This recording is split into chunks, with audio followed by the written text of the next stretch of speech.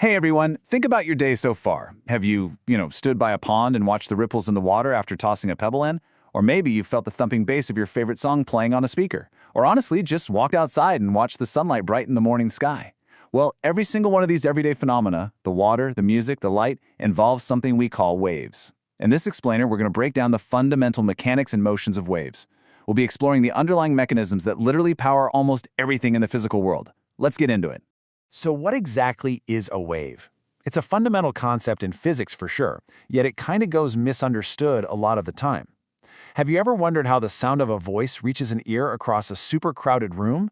Or how light travels all the way from the sun to the earth through the vast emptiness of space?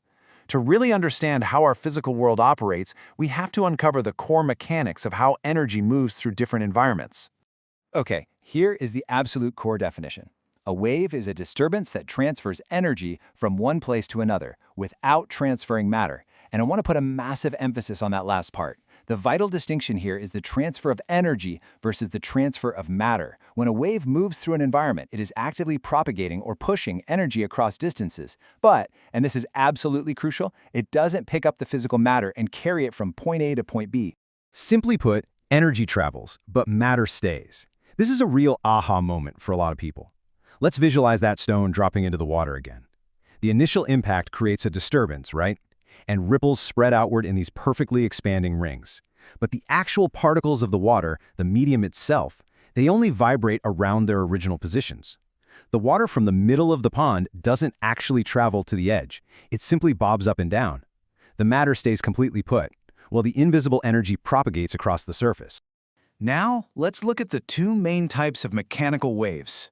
When we're dealing with waves that require a physical medium, like water, air, or a solid object, they generally fall into two distinct categories based on how this energy moves. The distinction really comes down to the geometry of the movement, specifically how the particles behave relative to the direction the energy is traveling. First, we have transverse waves. Here, the particles of the medium move perpendicular to the direction of the wave. So the energy moves forward while the matter oscillates at a 90-degree angle to that path.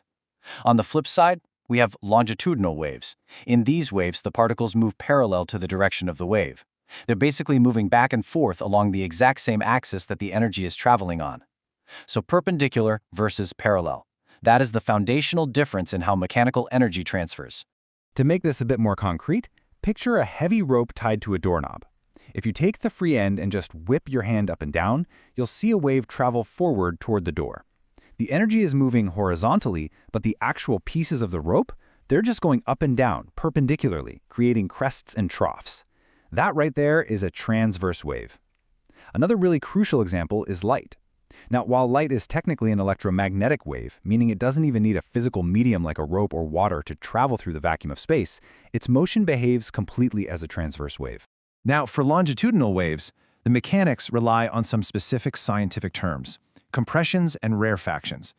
Because the particles move parallel to the energy, they don't go up and down. Instead, they bunch tightly together, creating this area of high density and pressure, which we call a compression. Then, they spread wide apart, creating a low-pressure area called a rarefaction.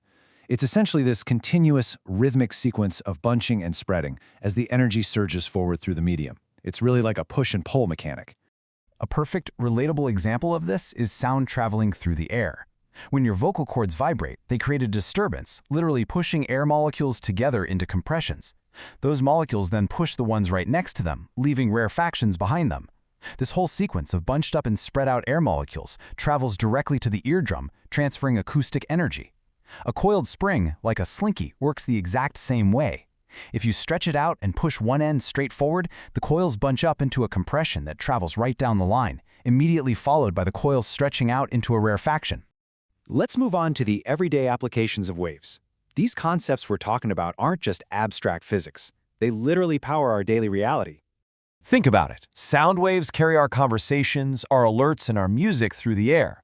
Light waves bounce off objects and enter our eyes, which allows us to perceive depth and color. Radio waves, which are another form of electromagnetic wave, transmit television broadcasts, satellite data, and all those mobile phone signals that keep the whole globe instantly connected. And water waves?